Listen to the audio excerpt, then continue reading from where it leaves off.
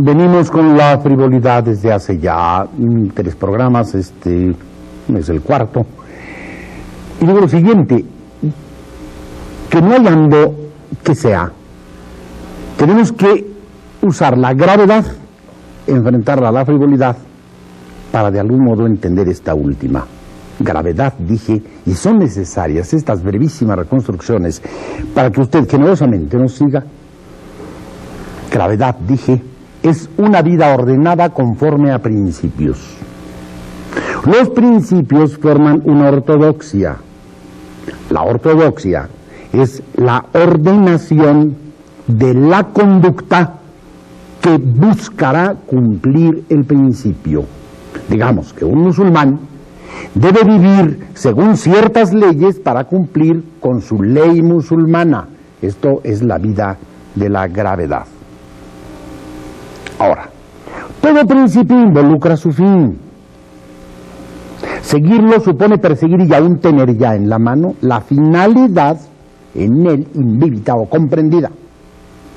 Invívita es una palabra que solo se usa aquí en Perú, dice la academia, dice el diccionario. No le haga usted caso. De ahí la tremenda seriedad de la gravedad. Toda vida conforme a principios contempla una ortodoxia y la ortodoxia es necesariamente rígida. La frivolidad es la deliberada violación de toda ortodoxia. La alegre violación de los preceptos que rigen la vida de las comunidades. Frente a esto, la frivolidad puede llegar a ser una norma de conducta personal e íntima, la norma de la anarquía. Esto es de entraña la frivolidad. De este modo vale decir, la frivolidad es una textura social y es también proyecto fundamental de existencia íntima, personalísima. El frívolo abraza imperiosamente su desorden, su frivolidad, su propia capacidad para derruir en su interior y en su vida diaria las proposiciones de la recta convivencia. Reunido el grupo, la generación de los frívolos parecen decidir: seamos inteligentes farsantes, revolucionarios fantoches. Aplastemos con nuestro comportamiento cuanto la múltiple sociedad considere respetable. Esta es la entraña de la frivolidad. Otra es la frivolidad como un ímpetu de libertad artística frente a las normas establecidas y mohosas ya. Haciendo esta recordación tan veloz, pidámosle al señor licenciado Dehesa algunas ideas para armar este programa. Comience. Pues yo quisiera ponerme a la altura de la gravedad invívita en este programa. Esto se llama burla, también puede llamarse frivolidad. Venga. No. Me venía a la mente mientras usted leía, pensaba yo en 2 lecturas más o menos recientes. Una de ellas es de un autor peruano, que es Alfredo Bryce Echenique. El libro se llama La vida exagerada de Martín Romaña, y es la historia de un peruano perdido en París en los años 60 y protagonizando pues aquel 68 de París, que todos sabemos lo que fue, y cómo toda la comunidad latinoamericana que estaba viviendo en París por aquella época se solidariza de inmediato con las causas de la juventud francesa, participa en las barricadas, en el amago de lucha contra el poder, porque nunca acabó siendo algo demasiado pensado ni organizado, y él se negó. Él dijo: yo a lo que vine aquí fue a encontrarme como escritor, déjenme en mi sillón escribiendo, déjenme en mi sillón pensando, no me da la gana ir a las barricadas. Fue acusado de frívolo. Pasaron los años y el único que acaba no resultando frívolo es ese ser coherente, que cuando ya los demás o ya se enchufaron en algún ministerio, o ya tienen alguna prebenda, o ya se olvidaron de que lanzaban adoquines en 68, ¿sí? Y han asumido el sistema y lo establecido, pero de todas las maneras posibles, él sigue siendo un lobo estepario, un hombre solitario, un hombre que vive exclusivamente de lo que escribe. Supongo que no habrá miscelánea fiscal en Perú, porque si no, no podría vivir. Claro. ¿Sí? Claro. Entonces, ¿en dónde está la frivolidad? Ay, Dios. ¿Sí? ¿De qué lado cayó? voy a seguir puntualmente su ejemplo. El grupo del Ateneo en México, la gran generación de Alfonso Reyes, Vasconcelos, Antonio Caso, Enrique Sureña y compañía, ¿no? Se reunía, estos hombres se reunían a pensar, a hablar. La revolución se veía venir. Sí. La revolución de 1910. Esa que dicen que todavía está incólume. Y Alfonso Reyes le dice a Julio Torri, me parece que es a Julio Torri: querido Julio, a mí que me den mi palmera para treparme a seguir haciendo versos, que no me hablen de revoluciones. Y pasan los años, estamos hablando de 909, 910 y estamos en 990. ¿Quién fue el frívolo? Vasconcelos y Martín Luis, que se metieron, no pensemos en sus libros, el que se metió, porque eso lo salva, que se metieron dizque a pelear con los grandes guerrilleros, o Alfonso Reyes, que francamente se apartó a seguir haciendo versos, que es el mismo programa, claro, o problema, sí, o ejemplo. Y que los que se metieron a hacer el caldo gordo al asunto nada más. No. Sí, y los otros dejaron obra perdurable. Ambos, Ya. ¿no? Bueno, finalmente, en este caso ambos, ¿no? Sí, Pero digo que tanto los dos se fueron con los guerrilleros como este que se quedó, hicieron obra perdurable. Pero digamos que esto es ya por exceso. Que si no hubieran tenido verdaderamente un talento tan poderoso, no hubieran dejado nada.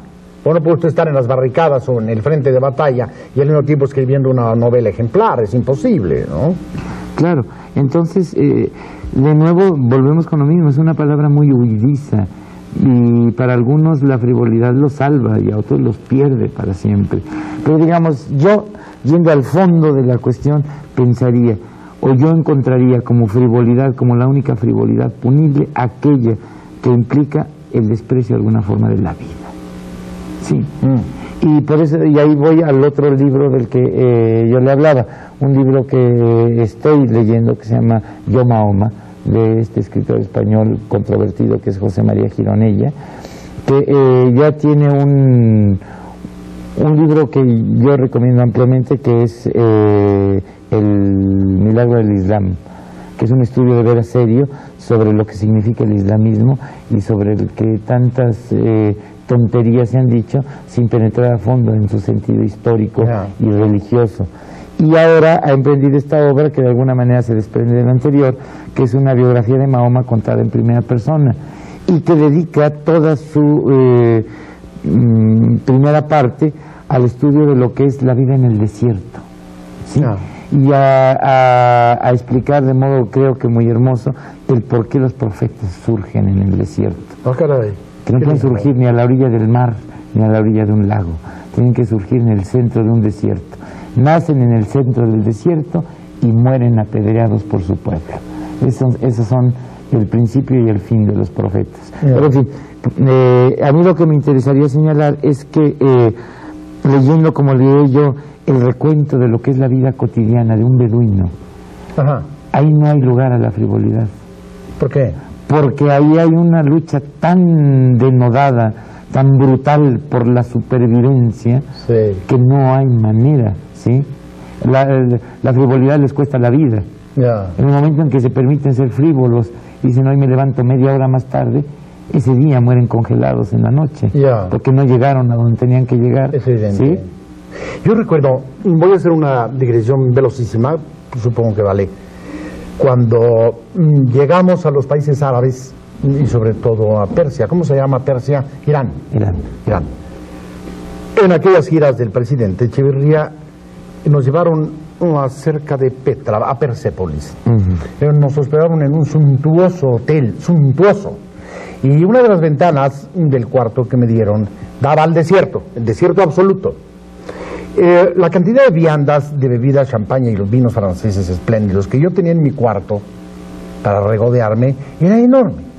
Había un refrigerador de lujo y una caja de botella de champaña entera, Don Periñón, metida en el refrigerador por si se me ocurría. Además de vinos, viandas, quesos, carnes, todo. Pero supongo que no se le habrá ocurrido. Nada. Y yo veía por la ventana que ya en la tarde el calor era verdaderamente criminal.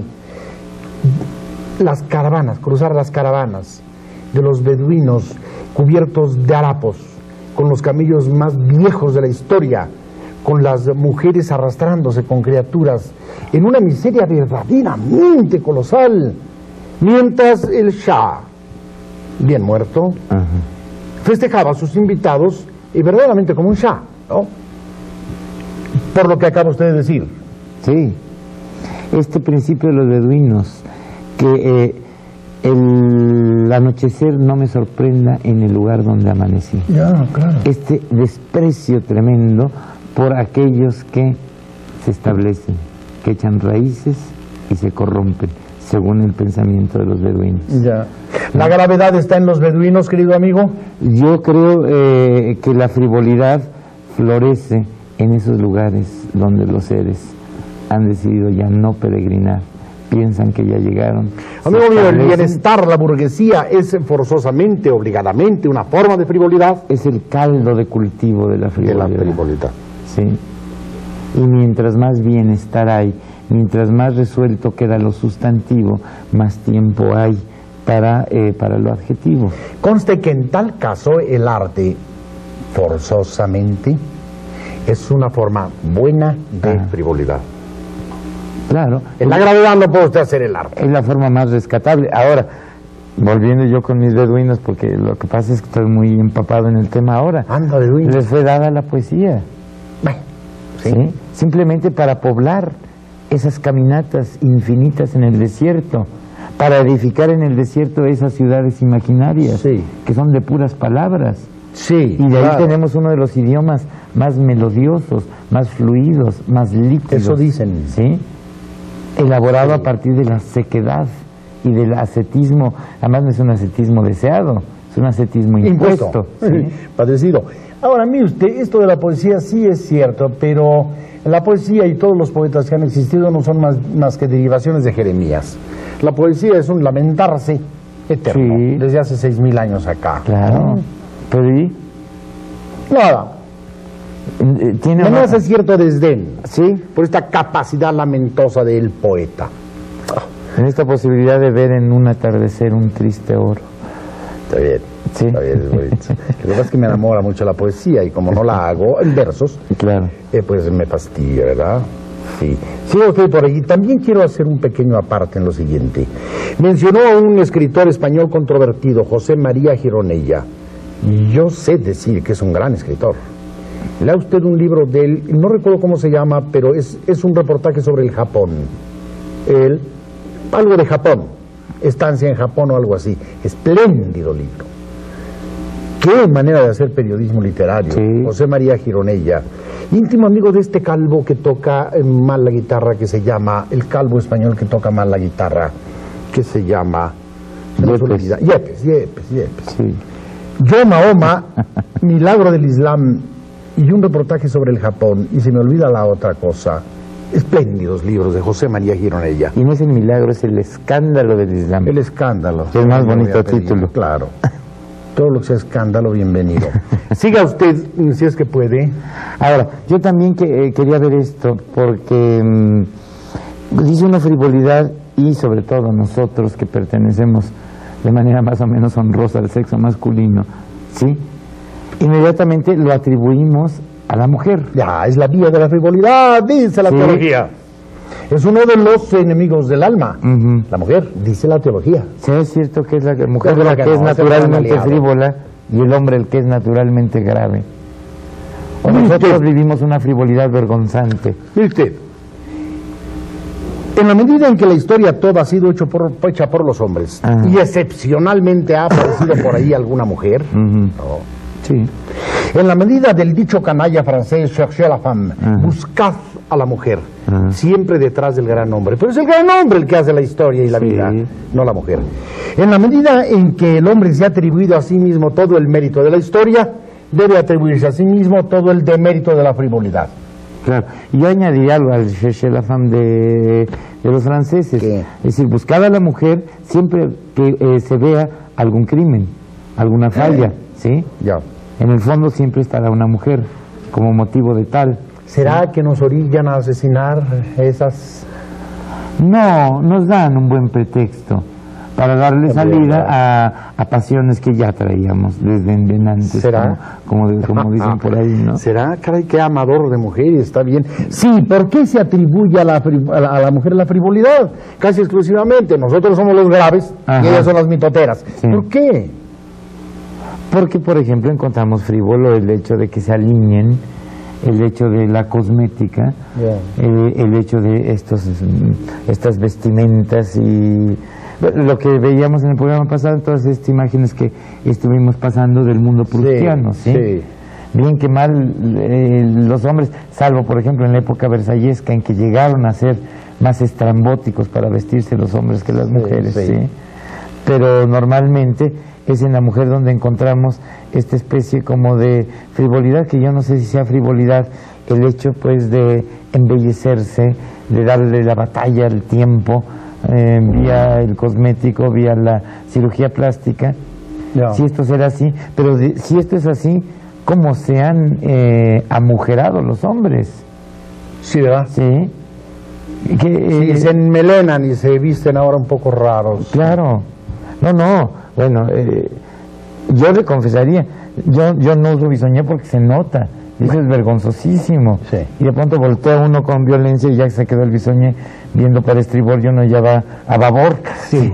No diga voltea, sino se vuelve a... Sí, bueno, Sí, se vuelve a... Muchas gracias por corregirme, Ay, Ricardo. Me siento siempre tan beneficiado por su labor pedagógica. Ya. Pero voy a esto. ¿Es realmente la mujer la propietaria de la frivolidad? No sé. ¿O una sociedad sana mientras es la mujer la que es frívola y el hombre se mantiene como peso, como gravedad y como ancla del mundo? No sé. Antes de contestar, parece que me indican que debe hacerse una pausa. Creo que la pausa fue... El periodo fue muy largo esta vez, no sé por qué. Hagamos una pausa.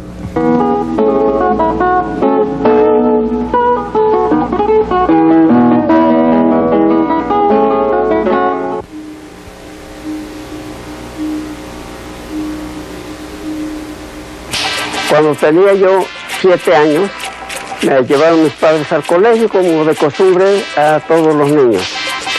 Allí en el colegio, pues hombre, yo fui muy inteligente para todo. Resulta de que en esos tiempos, pues estudiaba el silabario. Tenía la casita y tenía ya, pues letras, y iba uno poco a poco. Le enseñaban a uno los maestros.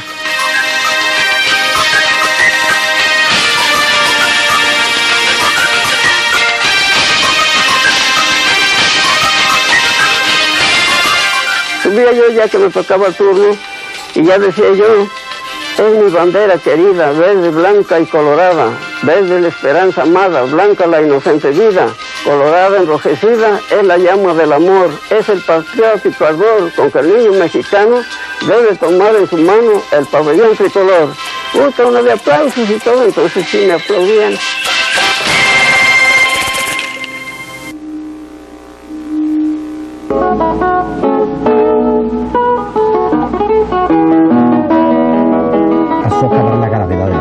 Claro.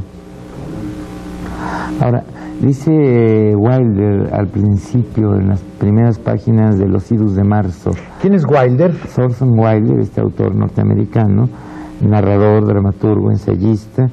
Yo conozco de él 2 novelas, una que me pareció regular, que se llama El puente de San Luis Rey. Bastante mala. Y una que me pareció espléndida, que se llama Los Idus de Marzo. Diga que es Los Idus de Marzo, no tenemos ningún derecho a enjaretarle a la gente las cosas sin decir qué son. Bueno, a riesgo de equivocarme diría yo que en el calendario latino, romano, el día que marcaba la mitad de un mes era conocido con el nombre de los Idus. Siga. Según alguna predicción civilina, Julio César habría de precaverse, habría de cuidarse de los Idus de Marzo. Porque allí... Porque en un Idus de Marzo, y fue en el 44 a.C., fue cocido a puñaladas. Ya. ¿Sí? Por su hijo, pues. Y por todo el Senado, ¿sí? En el comienzo de este libro, en donde toma la palabra Julio César para dirigir una serie de cartas a Mamilio Turrino y a una serie a Claudia Pulcher, al poeta, ¿cómo se llamaba este? Catulo. Catulo. Hay una reflexión sobre el hombre y la mujer, dice César, o dice Wilder, porque aquí ya quién sabe quién lo dirá, dice, la mujer, aunque se derrumbe el universo, estará pensando en su casa. El hombre, aunque se derrumbe su casa, estará pensando en el universo. Qué linda cosa. Sí. ¿Dónde está la frivolidad? Lo que pasa es que ahí hay especialización de tareas. Ya. Pero desde nuestro pensamiento cósmico consideramos que es frívolo estar pensando si le ponemos o no nuevas toallitas al baño de visitas de la casa. ¿Sí? Y sin embargo para la mujer ese es un asunto de primordial importancia. Pero el hombre que llega a su casa y no ve las toallitas en el baño de visitas, entonces acusa a la mujer. Arma el jaleo. Arma el jaleo. Pero vamos a ver, derrumbó usted un poco la importancia de su argumento con esto último. Retomo la primera parte. Hay una película, manda uno mal cuando invoca al cine como autoridad, pero en fin, hay una película norteamericana que se llama Un Día, creo que se llama Un Día Después, cae la bomba atómica y lo que pasa el día después. Y arranca planteando la vida de varias familias que sufrirán mucho, por supuesto, ¿no? Hay una familia donde el hombre pues ha hecho un refugio en el sótano para meterse ahí en caso de que caiga, y saben que va a caer de un momento a otro. La madre, la mujer de la casa, está tendiendo las camas, alisándolas y demás. Y el marido le dice, vámonos ya. Es decir, de un momento a otro cae la bomba. La mujer parece que no oye, sigue tendiendo la cama, arreglando el retrato y limpiando la cómoda. Hasta que el hombre tiene, cada vez con más ira, hasta que el hombre tiene que cargarla y meterla a fuerza en el sótano. Bueno, aquí está. ¿Cómo fue lo de Tarzán Wilder, la casa y el universo? La mujer, aunque se derrumbe el universo, estará pensando en su casa. Ya. ¿Sí? ¿Qué más dramático que saber que va a caer dentro de 5 minutos una bomba atómica y la mujer está empeñada en limpiar la recámara? Yo creo que aquí hay una tremenda gravedad. Sí. Yo creo que aquí no hay frivolidad ninguna. No, yo creo que una vez tras otra desembocamos en lo que yo considero que es la frivolidad peligrosa, la del desamor a la vida. Sí, ya. En el hombre se manifiesta en un constante interrogar al cosmos. En la mujer se manifiesta en un arraigo y en un apego maravilloso a la tierra, a lo que es, a donde está parada, al presente, ¿sí? Sí. Y en ambos casos, la pasión por la belleza. La pasión por la belleza, que muy fácilmente puede ser leída como frivolidad, es una necesidad inmediata. Sí. Y la verdadera frivolidad, la pecaminosa, aquella que desoye la vida. Yo creo que el frívolo es el que no puede con su vida. Ya déjese de la sociedad y de los valores, no puede con su propia vida. Ya. Y el frívolo con poder, mi querido Germán Dehesa, es el que no puede con su vida, siguiendo su pensamiento, pero es además el que no puede con todas las vidas que están encomendadas a su cuidado. Claro. Es el que echa a perder la vida de la comunidad por la frivolidad. Y la frivolidad tiene múltiples caminos y muchos son insospechados. No solamente debe banquetear el jefe del Estado para saber que es frívolo, no. Hay formas de grave frivolidad que aparentemente son plausibles, pero que en realidad están echando a perder la vida de los demás, porque él es incapaz de poder con su propia vida. ¿Sería este un razonamiento?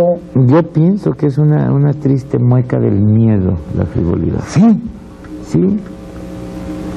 El miedo a comprometerse con la vida, a asumir aquello que la vida trae. Estas fotografías que mostramos en el programa pasado de aquella sociedad que podría ser señalada fácilmente como estúpida, la sociedad de la que fue cronista Marcel Proust, la sociedad de la Belle Époque y de la entreguerras. ¿Era una buena o una mala frivolidad, Germán Dehesa? Yo creo que en la mayoría de los casos era siniestra y provocó daños terribles para su patria. No estuvieron a la altura de lo que tendrían que haber hecho. Por ahí los redime Cocteau o los redime Picasso, pero esos no eran verdaderos frívolos. alternaron con la frivolidad. Eran frívolos en la medida en que tomaban la frivolidad como el oreo del arte, como la Sí, libertad para crear. Claro, pero en esta frivolidad al hueso, que es la del miedoso, la del que tiene miedo de vivir, miedo de aburrirse, miedo de todo, Ya, miedo de ser vulgar, ya. ¿sí? Que vivan nuestros criados. ¿Se acuerda aquel final precioso? Creo que el cuento es de Le Conte de Lille, ¿no? Sí, ¿Sí? sí. Entonces, vivir que vivan nuestros criados. Esa es la Lacan, frivolidad, diría. sí. Lacan. Bueno, gracias por su corrección. Sí, esa sería la frivolidad. Qué insospechados, qué lindos caminos. A la doctora Ikra Mantaki, que está conmigo en otro programa, le decía yo, voy a hablar de la frivolidad, y se molestó mucho, porque decía, pero eso no es un problema interesante o importante. Y ella es muy grave. Yo creo que es un problema de enorme importancia. Yo creo que este final de siglo o entendemos y vemos la manera de trascender la frivolidad, o algo muy grave va a pasar, porque el mundo se está frivolizando de una manera lamentabilísima, vía televisión, Sí. vía medios masivos, vía la moda, etcétera, etcétera, etcétera. Una forma muy actual de siniestra frivolidad, demoníaca casi frivolidad, es convertir la muerte de los seres humanos en estadísticas o en noticias por su cantidad. Ujú. Murieron 4, bueno, no pasó nada. Murieron 14, murieron 532 y ahí comenzamos a preocuparnos, ¿no?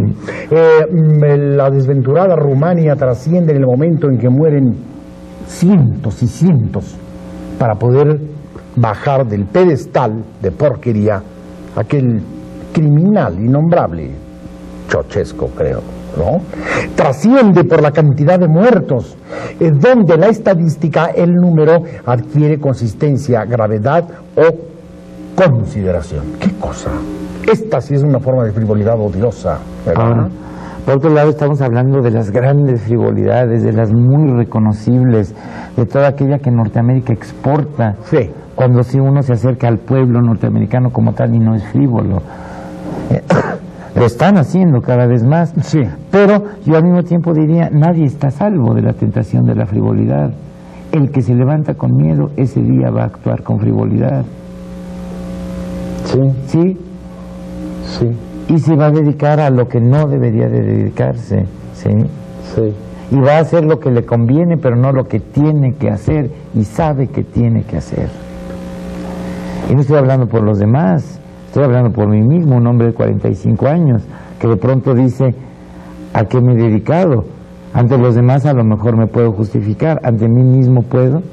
¿No ve? Y si llego a la condición de que no, entonces es que ha habido frivolidad. Dios santo. Entonces ahí como que ya estamos poniendo el dedo en la llaga exacta, ¿sí?